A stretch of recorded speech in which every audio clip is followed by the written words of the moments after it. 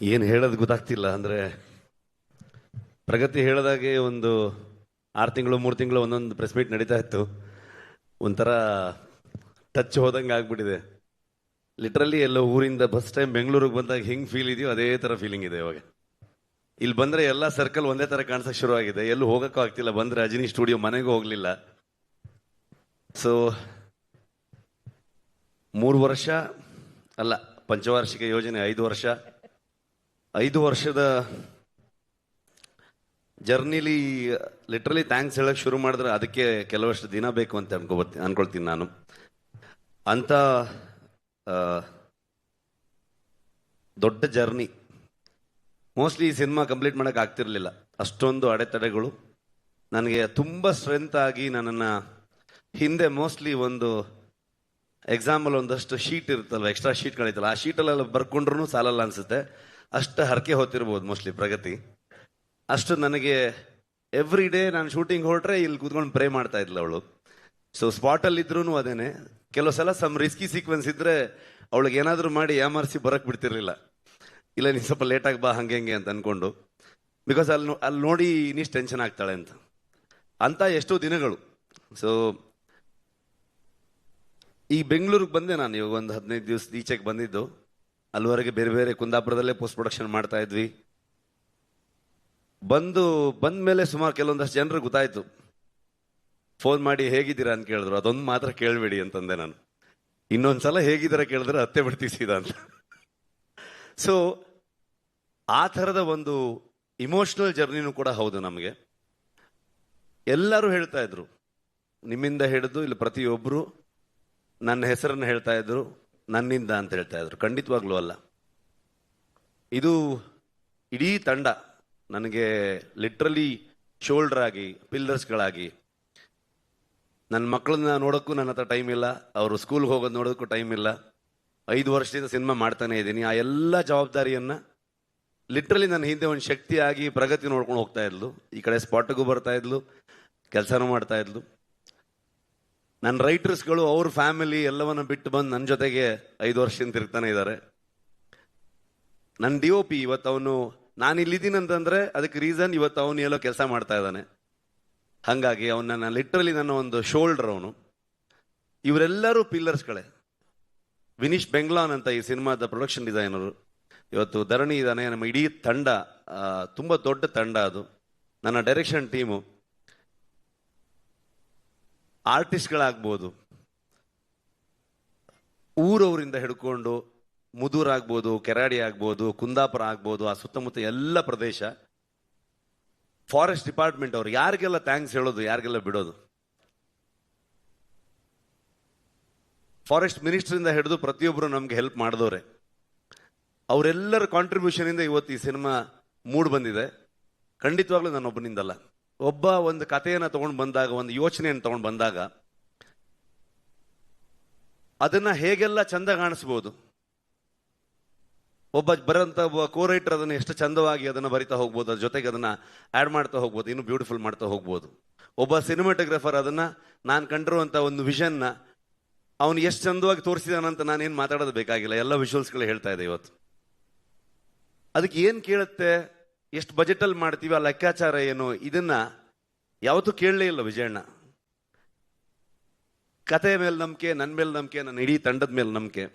ನಾವ್ಯಾರು ಇವತ್ತು 3 ತಿಂಗಳಾಯ್ತು ನಾವ್ಯಾರು ಕರೆಕ್ಟಾಗಿ ಮಲಗದೆ. ಅಂದರೆ 1 hour 2 hours. ಸುಮಾರು ಜನ ಡೈರೆಕ್ಷನ್ ಟೀಮ್ ಅವ್ರು ಆಗ್ಬೋದು, DOP ಆಗ್ಬೋದು, 38 hours 48 hours ಹಿಂಗೆ ಹೋಗ್ತಾ ಇದೆ ಕೆಲಸಗಳು.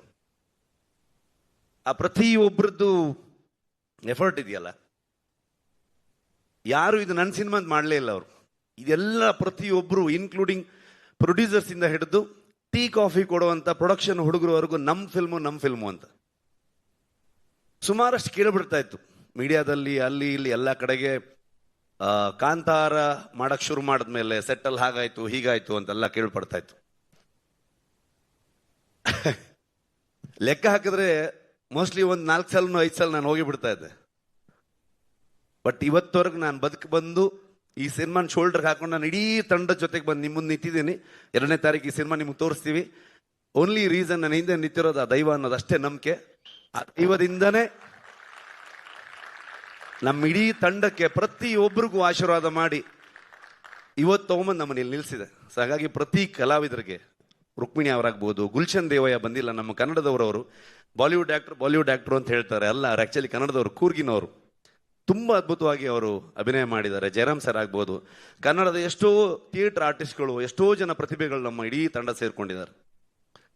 ಒಂದು ದಿವಸ ಸುಮ್ಮನೆ ಯೋಚನೆ ಮಾಡ್ತಾ ಇದ್ವಿ ನಾವು, ಕೊನೆಯ ಚಿತ್ರೀಕರಣ ಮುಗಿಯೋ ಹಂತದಲ್ಲಿ ಎಲ್ರಿಗೂ ಒಂದು ಅದ್ಭುತವಾಗಿ ಊಟ ಹಾಕಿದ್ರು ವಿಜಯಣ್ಣ ಕುಂದಾಪುರಕ್ಕೆ ಬಂದು. ಅವಾಗ ನಮ್ಮ ಇಡೀ ಕುಂದಾಪುರ ಮತ್ತು ಸುತ್ತಮುತ್ತ ಎಲ್ಲ ಒಂದು ಮಿನಿ ಫಿಲ್ಮ್ ಸಿಟಿ ಥರ ಆಗೋಗಿದೆ. ಅಲ್ಲೆಲ್ಲ ಇನ್ನೆಷ್ಟು ಸಿನಿಮಾ ಬೇಕಾದ್ರೆ ಶೂಟಿಂಗ್ ಮಾಡ್ಬೋದು, ಆ ಥರದಲ್ಲಿ ಬೆಳೆದಿದೆ ಅದು. ಅವಾಗ ನಾನು ಲೆಕ್ಕ ಹಾಕ್ತಾ ಇದ್ದೆ, ಅಂದರೆ ನಾರ್ಮಲಿ ನಾವು ದೇವಸ್ಥಾನದಲ್ಲಿ ಹೋಗಿ ಸೇವೆ ಕೊಡ್ತೀವಿ, ಅನ್ನ ಸಂತರ್ಪಣೆ ಕೊಡ್ತೀವಿ, ಇನ್ನು ಯಾವುದೋ ಒಂದು ಹುಟ್ಟುಹಬ್ಬದ ದಿವಸ ಒಂದಷ್ಟು ಆಶ್ರಮಗಳಿಗೆ ಅಥವಾ ಬೇರೆ ಬೇರೆ ಜಾಗದಲ್ಲಿ ಒಂದು ಸೇವೆಯನ್ನು ಕೊಡುವಂಥದ್ದು, ಒಂದು ಒಳ್ಳೆ ಒಂದು ವೈಬ್ಗೋಸ್ಕರ, ಒಂದು ಆಶೀರ್ವಾದಕ್ಕೋಸ್ಕರ ಅಂತ. ಲೆಕ್ಕ ಹಾಕಿ ನೋಡಿದಾಗ 3 ವರ್ಷದಲ್ಲಿ ಒಂದು ನಮ್ಮದು ಎಲ್ಲ ದಿನಗೂಲಿ ಲೆಕ್ಕನೇ. ಒಂದು ಲೆಕ್ಕಕ್ಕೆ ನೋಡಕ್ಕೆ ಹೋದರೆ ಅದನ್ನ ಲೆಕ್ಕ ಮಾಡಿದ್ರೆ, ಒಂದು ಮ್ಯಾನರ್ಸ್ ಅಂತ ಲೆಕ್ಕ ಮಾಡಿದ್ರೆ ಲಿಟ್ರಲಿ ಒಂದು 4ರಿಂದ 4.5 ಲಕ್ಷ ಮ್ಯಾನರ್ಸ್ಗೆ ಊಟ ಹಾಕಿದ್ದಾರೆ ಹೊಂಬಾಳೆ ಸಂಸ್ಥೆ ಈ ಸಿನಿಮಾದಿಂದ. ಸಿನಿಮಾದ ಕಲೆಕ್ಷನ್ ಬಗ್ಗೆ ಮಾತಾಡ್ತೀವಿ ನಾವು, ಅಥವಾ ಆ ಸಿನಿಮಾ ಏನು ರೆಕಾರ್ಡ್ ಮಾಡ್ತು, ಎಷ್ಟು ಚೆನ್ನಾಗಿ ಬಂದಿದೆ ಎಲ್ಲೋ ಹೇಳ್ತೀವಿ. ಆದರೆ ಸಿನಿಮಾ ಒಂದು ಊರಿಗೆ ಬಂದಾಗ ಇಡೀ ಊರಿಗೆ ಅದು ಎಷ್ಟು ಚಂದದಲ್ಲಿ ಉದ್ಯೋಗನ ಸೃಷ್ಟಿ ಮಾಡುತ್ತೆ. ಅದ್ರ ಜೊತೆಗೆ ಎಲ್ಲರೂ ನಮ್ಗೆ ಕೊಡುವಂಥ ಆಶೀರ್ವಾದ ಇದೆಯಲ್ವಾ, ಎಲ್ಲವೂ ನನಗೆ ಅದು ಹೇಳೋದಕ್ಕೆ ಪದಗಳೇ ಇಲ್ಲ. ಅದು ಅಂಥ ಒಂದು ಕೆಲಸ. ಹಾಗಾಗಿ ಕಾಂತಾರ ಶುರು ಮಾಡಿದಾಗ ಸಿನಿಮಾ, ಅಲ್ಲಿಂದ ಅದೊಂದು ಇಮೋಷನಲ್ ಜರ್ನಿ ಆಗ್ತಾ ಹೋಯ್ತು, ಪರ್ಸನಲ್ ಜರ್ನಿ ಆಗ್ತಾ ಹೋಯ್ತು. ತುಂಬ ದೊಡ್ಡ ತಂಡವಾಗಿ ಬೆಳೆದಿದೆ. 1000 ಜನರು ಇವತ್ತು ಕೆಲಸ ಮಾಡಿದ್ದಾರೆ ಸಿನಿಮಾಗೆ. ನಿಮ್ಮ ಪ್ರತಿಯೊಬ್ಬರಿಗೂ ನಾನು ಥ್ಯಾಂಕ್ಸ್ ಹೇಳೋದಕ್ಕೆ ಇಷ್ಟಪಡ್ತೀನಿ. ಟ್ರೈಲರ್ ಬಿಡುಗಡೆ ಬಂದಾಗ, ಕಾಂತಾರ ಫಸ್ಟ್ ರಿಲೀಸ್ ಆದಾಗಲೂ ಕೂಡ ಎಲ್ಲರೂ ಕೇಳಿದಾಗ ನಾನು ಹೇಳಿದ್ದು ಒಂದೇ ಒಂದು ಮಾತು, ಇದು ಇಷ್ಟು ದೊಡ್ಡದು ಆಗೋದಕ್ಕೆ, ಇವತ್ತು ಇಷ್ಟು ದೊಡ್ಡ ಬಜೆಟಲ್ಲಿ ಸಿನಿಮಾ ಆಗ್ಬೋದು, ಎಲ್ಲವನ್ನ ಸುಮಾರು ಜನ ಮಾತಾಡ್ತಾರೆ, ಇಷ್ಟು ದೊಡ್ಡ ಸ್ಕೇಲು ಅದಿದೆಲ್ಲ ಅಂತ ಅಂದ್ಕೊಂಡು, ವಿಶ್ವ ಮನ್ನಣೆ ಇವೆಲ್ಲವೂ ಇರ್ಬೋದು. ಅದೆಲ್ಲದಕ್ಕೂ ಕಾರಣ ಆಗಿರೋದು, ಮೂಲ ಕಾರಣ ಕನ್ನಡಿಗರು, ಕನ್ನಡದ ಮಾಧ್ಯಮದವರು. ನೀವು ಅದನ್ನು ಇಷ್ಟು ದೊಡ್ಡ ಮಟ್ಟಕ್ಕೆ ತಗೊಂಡು ಹೋಗಿ ಅದನ್ನು ಅಂತಾರಾಷ್ಟ್ರೀಯ ಮಟ್ಟಕ್ಕೆ ಅಥವಾ ರಾಷ್ಟ್ರೀಯ ಮಟ್ಟಕ್ಕೆ ಅದನ್ನು ಪರಿಚಯಿಸಿ ಬೆಳೆಸಿ, ಇವತ್ತು ನಮಗೆ ನಿಜವಾಗ್ಲೂ ನಿಮ್ಮಿಂದ ಇವತ್ತು ಕಾಂತಾರ ಚಾಪ್ಟರ್ 1 ಆಗಿದೆ, ಇಷ್ಟು ದೊಡ್ಡ ಸಿನಿಮಾಗೆ ಹೊರ ಬಂದಿದೆ. ಅದು ಹೇಗೆ ಬಂದಿದೆ, ಅದು ಅಷ್ಟು ಎಕ್ಸ್ಟ್ರಾರ್ಡಿನರಿ ಇದು ಅದು ಅಂತೆಲ್ಲ ನಾನೇನು ಹೇಳಕ್ ಹೋಗಲ್ಲ. ಯಾಕಂದ್ರೆ ನಾವು ಇವತ್ತೇನಾಗಿದೆ, ಒಂದು ಸಿನಿಮಾ ಬಗ್ಗೆ ನಾವೇ ಜಾಸ್ತಿ ಮಾತಾಡ್ತೀವಿ. ನನ್ನ ಪ್ರಕಾರ ನೀವು ಮಾತಾಡಬೇಕು, ನಿಮ್ಗೆ ಹೇಗೆ ಅನ್ಸುತ್ತೆ ಅಂತ ನೀವು ಹೇಳಬೇಕು. ಜನರಿಗೆ ನಾವೇನೇ ಹೇಳಕ್ ಹೊರಟಿದ್ದೀವಿ ಅದು ಎಷ್ಟು ಮಟ್ಟಿಗೆ ರೀಚ್ ಆಯ್ತು ಅನ್ನೋದೇ ತುಂಬ ಇಂಪಾರ್ಟೆಂಟ್ ಆಗುತ್ತೆ. ಅಷ್ಟೇ ಹೇಳಕ್ಕೆ ಇಷ್ಟಪಡ್ತೀನಿ. ಇನ್ನು ಜನರಲ್ ನಾಲೆಜ್ ಇಲ್ಲ, ಯಾಕಂತಂದ್ರೆ 3 ವರ್ಷ ಆಯ್ತು, ಏನು ನಡೀತಿದೆ ಗೊತ್ತಿಲ್ಲ ಪ್ರಪಂಚದಲ್ಲಿ. ಸೊ ಸಿನಿಮಾದೊಳಗಡೆ ಮುಳುಗೋಗಿದ್ದೀವಿ, ಅಷ್ಟೇ ಹೇಳ್ಬೋದು. ಇನ್ನೇನು ಬಂದ್ವಿ 2ನೇ ತಾರೀಕು ಪ್ರಪಂಚದಾದ್ಯಂತ ಹೊಂಬಾಳೆ ಅಂತ ಸಂಸ್ಥೆ ಪ್ರಗತಿ ಆವಾಗಲೇ ಹೇಳಿದಾಗೆ ನನಗೆ ಒಂದು ಲೈನ್ ಕಥೆಯನ್ನು ಹೇಳಿ, ಅದನ್ನು ನನ್ನ ಮೇಲೆ ನಂಬಿಕೆ ಇಟ್ಕೊಂಡು, ಅಲ್ಲಿಂದ ನಾನು ಅವರಿಗೆ ಪರಿಚಯ ಮಾಡಿದಂಥ ನನ್ನ ತಂಡದ ಮೇಲೆ ನಂಬಿಕೆ ಇಟ್ಕೊಂಡು ಇಲ್ಲಿವರೆಗೆ ಬಂದಿದ್ದೀವಿ. ಸಿನಿಮಾದಲ್ಲಿ ಯಾವಾಗಲೂ ಒಂದು ಸರ್ಕಲ್ಲು, ಒಂದು ಬಾವಿ, ಈ ಥರ ವಿಷಯಗಳನ್ನು ತೋರಿಸ್ತಾನೆ ಹೋಗ್ತಿದ್ವಿ. ಅದ್ರ ಒಳಗಡೆ ಇನ್ನು ಎಷ್ಟೆಷ್ಟು ವಿಚಾರಗಳಿದೆ ನನಗೂ ಗೊತ್ತಿಲ್ಲ. ಕರ್ಕೊಂಡು ಹೋಗ್ತಾ ಇದ್ದೀವಿ. ಸೊ ನೋಡೋಣ. ನನಗೂ ಏನು ಫ್ರೇಮ್ ಮಾಡೋದಕ್ಕೆ ಆಗ್ತಿಲ್ಲ, ಏನು ಅನಿಸಿದೆ ಅದನ್ನ ಹೇಳಿದ್ದೀನಿ ಅಷ್ಟೇ. ಐ ಥಿಂಕ್ ಕವರ್ ಮಾಡಿದ್ದೀನಿ ಅಂತ ಅಂದ್ಕೊಳ್ತೀನಿ. ಮಾಸ್ಟ್ರೇ thank you, writers thank you, direction team, art team, costume team, ಎಲ್ಲ ಆರ್ಟಿಸ್ಟ್ಗಳು. ತುಂಬ ಕಷ್ಟ. ಅಂದರೆ ಯಾವ ಲೊಕೇಶನಲ್ಲೂ ನಿಜವಾಗ್ಲೂ ಮನುಷ್ಯರು ಹೋಗೋವಂಥ ಲೊಕೇಶನ್ ಆಗಿರಲಿಲ್ಲ ಅದು.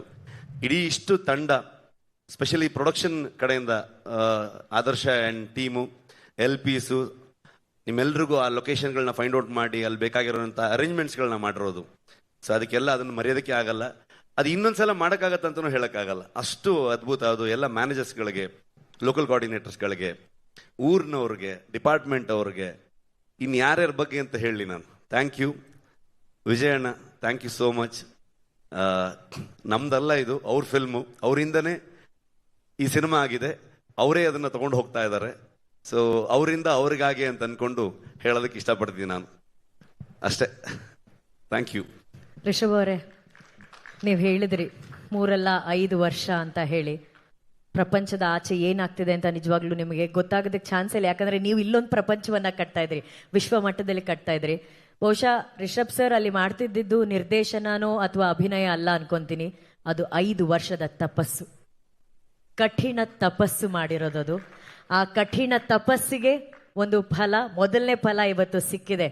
ಕರ್ನಾಟಕ ಅಷ್ಟೇ ಅಲ್ಲ, ವಿಶ್ವದಾದ್ಯಂತ ಟ್ರೈಲರ್ ಮೆಚ್ಕೊಂಡಿದ್ದಾರೆ. ಕಾಂತಾರ ಚಾಪ್ಟರ್ 1 ಮ್ಯಾಜಿಕ್ ನೋಡೋದಕ್ಕೆ ಅಕ್ಟೋಬರ್ 2ನೇ ತಾರೀಕು ಎಷ್ಟು ಜನ ಕಾಯ್ತಾ ಇದ್ದಾರೆ. ಆ ಎಲ್ಲ ಯಶಸ್ಸು ನಿಮ್ಮ ಜೊತೆ ಇರುತ್ತೆ. ಆ್ಯಂಡ್ ಯಶಸ್ಸಿನ ಜೊತೆ ನೀವು ಒಂದು ಜವಾಬ್ದಾರಿನ ಎಷ್ಟು ಸುಂದರವಾಗಿ ನಿರ್ವಹಿಸಿದ್ರೆ ಅದ್ರ ಬಗ್ಗೆ ನಾವಿಲ್ಲಿ ಮಾತಾಡಲೇಬೇಕು. ರಿಷಬ್ ಸರ್, ಎಷ್ಟೋ ಇತ್ತೀಚೆಗೆ ಪ್ಯಾನ್ ಇಂಡಿಯಾ ಸಿನಿಮಾಗಳು ಆಗ್ತಾ ಇದೆ, ಓಕೆನಾ? ಸೊ ಪ್ಯಾನ್ ಇಂಡಿಯಾ ಸಿನಿಮಾ ಅಂತ ಒಂದು ಮಾಡಿದಾಗ ಆ ಸಿನಿಮಾ ಅಥವಾ ಸಿನಿಮಾ ತಂಡದವರು ಆ ರಾಜ್ಯದ ಮೇನ್ ಕಮರ್ಷಿಯಲ್ ಫೇಸಸ್ ಯಾರಿರ್ತಾರೆ, ನಾಯಕ ಅಥವಾ ನಾಯಕಿ, ಆರ್ಟಿಸ್ಟ್ಗಳನ್ನ ಆಯ್ಕೆ ಮಾಡಿಕೊಂಡು ಆ ರಾಜ್ಯದಲ್ಲಿ ಸಿನಿಮಾ ಸೆಲ್ ಮಾಡೋದಕ್ಕೆ ಅವ್ರು ಕಾಸ್ಟ್ ಮಾಡ್ಕೋತಾರೆ. ಆದ್ರೆ ರಿಷಬ್ ಶೆಟ್ಟಿ ಅವರ ನಿರ್ದೇಶನದಲ್ಲಿ, ಹೊಂಬಾಳೆ ಅವರ ನಿರ್ಮಾಣದಲ್ಲಿ ಇದು ನಮ್ಮ ಮಣ್ಣಿನ ಕಥೆ ಅನ್ಬಿಟ್ಟು ನೀವು ಹೇಳ್ದಾಗೆ ಗುಲ್ಶನ್ ಅವರು ನಮ್ಮ ಕರ್ನಾಟಕದವರು, ಅವರನ್ನ ಕಾಸ್ಟ್ ಮಾಡಿದ್ರಿ. ನೀವು ಯಾವ ದೊಡ್ಡ ಫೇಸಸ್ ಅನ್ನು ಕೂಡ ನೀವು ಆಯ್ಕೆ ಮಾಡಿಲ್ಲ.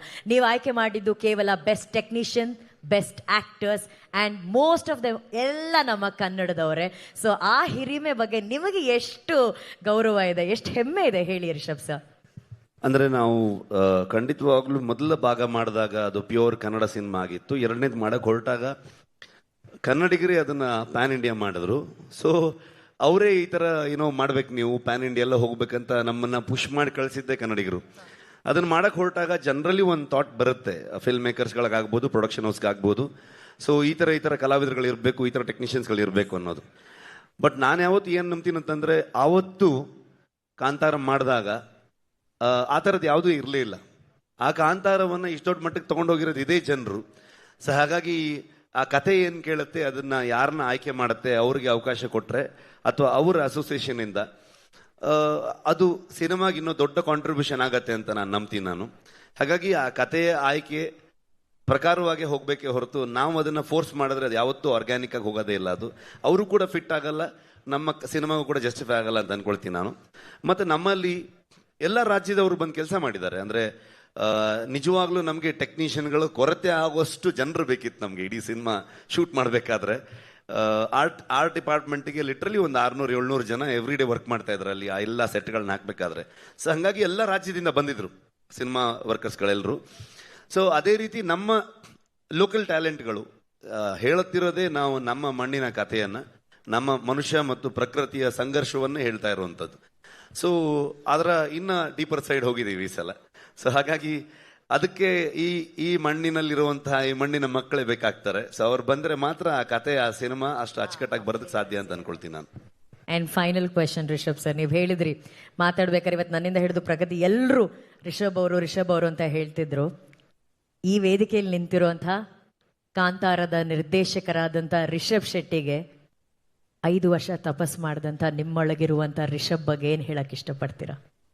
ನನಗೇನು ಮಾತೇ ಇಲ್ಲ. ಅಂದರೆ ನಾನು ಬರ್ತಾ ಪ್ರಗತಿ ಹತ್ರ ಮಾತಾಡ್ತಿದ್ದೆ, ನನಗೇನು ಆಡಿಯೋ ಬರ್ತಾ ಇಲ್ವಾ? ಇವಾಗ ಕೇಳಿಸ್ತಾ ಇದೆಯಾ? ಒಳಗಡೆಗೆ ಅಷ್ಟಿಲ್ಲ ವಾಯ್ಸು. ಹಳೆ ರಿಷಬ್ ಶೆಟ್ಟಿ ಅಲ್ಲ ಇವಾಗ ನಾನು. ಸೊ ಬರ್ತಾ ಪ್ರಗತಿ ಹತ್ರ ಮಾತಾಡ್ತಾ ಇದ್ದೆ ನಾನು. ಅಂದರೆ ಏನು ಹೇಳಬೇಕು ಗೊತ್ತಾಗ್ತಿಲ್ಲ ನನಗೆ, ಪದಗಳೇ ಇಲ್ಲ ಅಂತ ಅಂದ್ಕೊಂಡು. ಎಲ್ಲ ನಿಮ್ಮಿಂದ. Thank you so much. And Pragathi, thank you so much. I think ತುಂಬ ಪವರ್ಫುಲ್ಲಾಗಿ, ತುಂಬ ಸ್ಟ್ರಾಂಗ್ ಆಗಿ ಇರ್ತೀನಿ ನಾನು. ಬಟ್ ಈ ಸಲ ಆಗಲಿಲ್ಲ ನನ್ನ ಕೈಲಿ. ಸೊ ನಿಮ್ದೆಲ್ಲ, ನೀನು, ಅರವಿಂದ, ಅನಿ, ಗುರು, ನನ್ನ ಇಡೀ ಟೀಮು, ವಿಜಯಣ್ಣ ಯಾವಾಗಲೂ ನನಗೆ ಲಿಟ್ರಲಿ ಒಂದು ಅಣ್ಣನ ಥರ ಆರಾಮಾಗಿ ಹೋಗಿ ಆಗತ್ತೆ ಅಷ್ಟು ವಿಚಾರಗಳಿತ್ತು ನಮಗೆ. ಸೊ ಹಾಗಾಗಿ ಪದಗಳಿಲ್ಲ. ಇನ್ನು ಜಾಸ್ತಿ ಕೇಳಿಬಿಟ್ರೆ ಮತ್ತೆ ಬೇರೆ ಥರ ಆಗುತ್ತೆ. Thank you so much. ಕಳೆದ ಬಾರಿ ಸಿನಿಮಾ ಸ್ಟಾರ್ಟಿಂಗ್ ಬಂದಾಗ ನಾನು ಹೇಳಿದ್ದೀನಿ, ನೀವೆಲ್ಲ ಹೆಮ್ಮೆ ಪಡುವಂಥ ಸಿನಿಮಾ ಆಗತ್ತೆ ಅಂತ ಕಾಂತಾರ 1ಗೆ. ಐ ಥಿಂಕ್ ಇದು ನೀವು ನಮ್ಗೆ ಮತ್ತೆ ಬೆನ್ ತಡ್ತೀರಾ, ನಮ್ಮನ್ನು ಪ್ರೌಡಾಗಿ ನೋಡ್ತೀರಾ ನೀವು ಅಂತ ನಂಬಿದ್ದೀನಿ ನಾನು. ಅಷ್ಟು ಹೇಳ್ಬೋದು ನಾನು. Thank you so much. Thank you Rishab sir. ಅವ್ರು ಹೇಳಿದಾಗೆ ಇನ್ನು ಜಾಸ್ತಿ ಮಾತಾಡಿದ್ರೆ ಅವ್ರು ಆಲ್ರೆಡಿ ಭಾವುಕರಾಗಿದ್ದಾರೆ. ಕಣ್ ತುಂಬಿಸೋಷ್ಟು ಶಕ್ತಿ ನಮಗಿಲ್ಲ. ಥಿಯೇಟರ್ಗಳು ತುಂಬುತ್ತೆ, ಅವಾಗ ಮಾತಾಡ್ತಾರೆ, ಜನ ಮಾತಾಡ್ತಾರೆ ಸಿನಿಮಾ ಬಗ್ಗೆ ಇವರ ಪರವಾಗಿ. Thank you Rishab sir. More power to you. Thank you. Thank you. ನಿಮ್ ಮದುವೆ ಬರಕ್ಕಾಗ್ಲಿಲ್ಲ, happy married life. Thank you so much. This the best wish. ಇದು ಪಬ್ಲಿಕ್ ಅಲ್ಲೇ ನನಗೆ ವಿಶಸ್ ಸಿಕ್ಬಿಡ್ತು. Thank you Rishab sir and thank you Pragati ಅವರೇ. Thank you so much.